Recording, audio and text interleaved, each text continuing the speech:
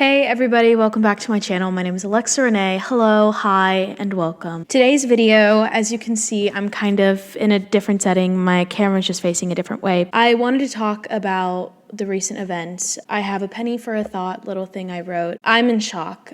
I'm hurt, I'm saddened. I can't even begin to explain the pain that I feel for the African American community, for any minority group who has ever endured suffering in America. It's heartbreaking. I'm so shocked at how America is still in this state of systematic racism in 2020, how an African American man can get killed for merely nothing. I'm sorry, I'm actually a bit emotional. It's really tough to talk about. So I'm just gonna jump right into reading my penny for a thought. This is a tough video to make, but I feel like I have a platform, even if it's to 20 people. I feel like I still need to work to speak out against this. So here it goes. The color of one's skin determines a lot in life. One might say it no longer does.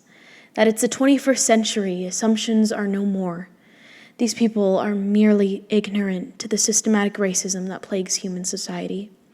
People of color were forced to the bottom. They amount to hard labor and broken laws. They are no good doers who take jobs and the virtues of white women. They are harassed by cops, let down by the legal system, and made to feel like this treatment is their fault.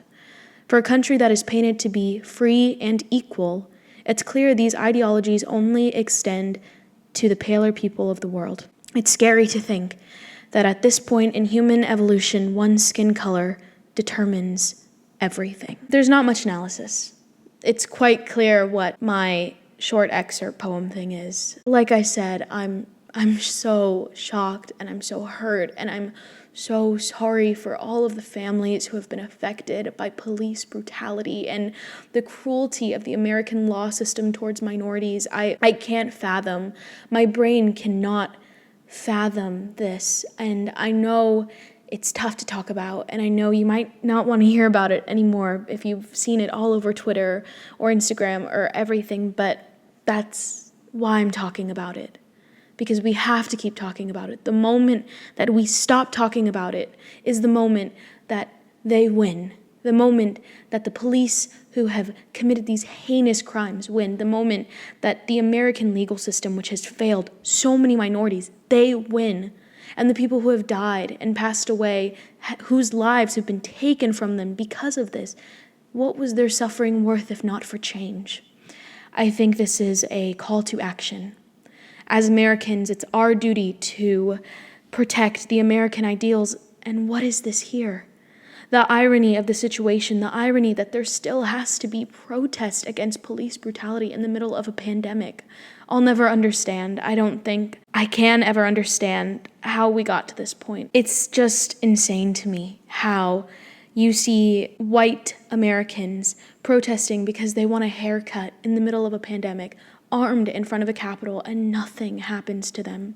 Nothing. They're not touched. And the second that you see protests of unarmed individuals, you break out the tear gas. You pepper spray them. You spray them with God knows what. I'm embarrassed as an American. I will never understand how people think this is okay. I'm sorry. I don't know what else to say. Obviously, I can't say something that will magically fix it. I just think it's important that we keep talking about this. Again, it's a short video. I just wanted to come on here and talk about this because it's really important to me that we continue to talk about this. If you follow my Twitter, you can see I've been retweeting everything about it. Please, please, please go sign the petition for George Floyd. Go sign all of the petitions that you come across, because police who have brutally murdered innocent African American individuals need to be punished. They need to be reprimanded.